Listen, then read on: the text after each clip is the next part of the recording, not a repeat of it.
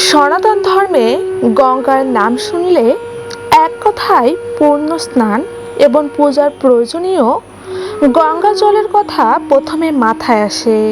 কি তাই তো? আর মা গঙ্গাকে সকলের দেবী রূপেই পুজো করে থাকেন। মা গঙ্গা সমস্ত পাপ দূর করে সকল রকম রোগ থেকে মুক্ত করেন।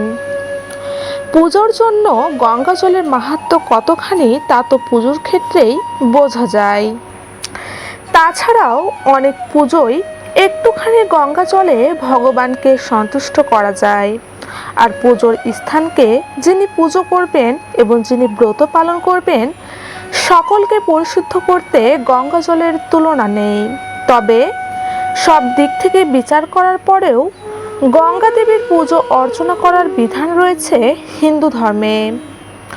মনে করা হয় এই তিথিটি পুণ্যতিথি, আর এই দিন সমস্ত পাপ হরণ করে মা গঙ্গা সকলকে ভালো রাখার আশীর্বাদ দেন। তো বন্ধুরা, এই জ্যৈষ্ঠ মাসের শুক্লপক্ষের তিথিতেই দেবী গঙ্গা স্বর্গ থেকে মর্তে আগমন করেছিলেন এবং এই দিনের পর থেকেই পৃথিবী হয়ে উঠেছিল শস্য শ্যামলা।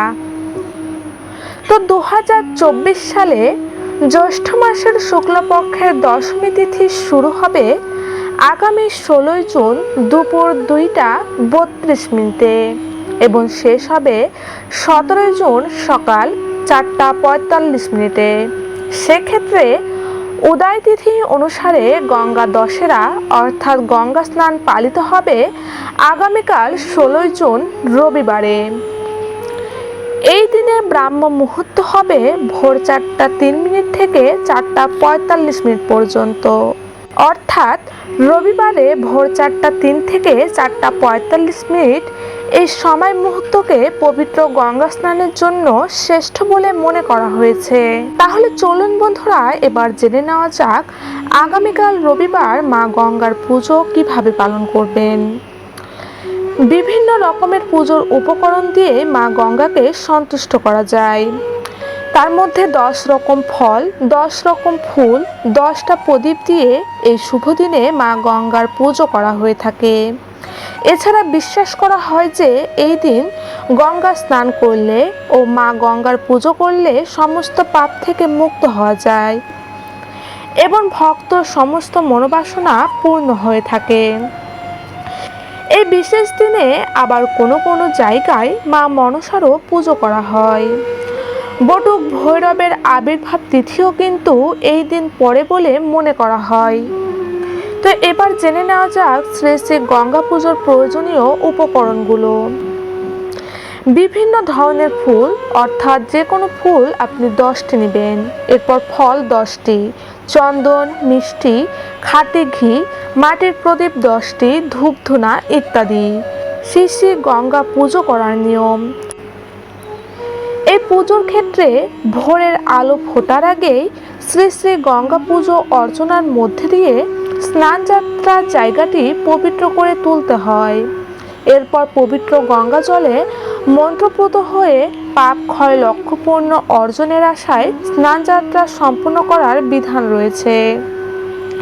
এ সময় বিভিন্ন জায়গা থেকে আগত বেশ কয়েকজন ব্রাহ্মণ পুরোহিত হাঁটু সমান জলে দাঁড়িয়ে স্নান যাত্রারত ভক্তদেরকে মন্ত্রপাঠ করে অঞ্জলি প্রদান করিয়ে থাকেন।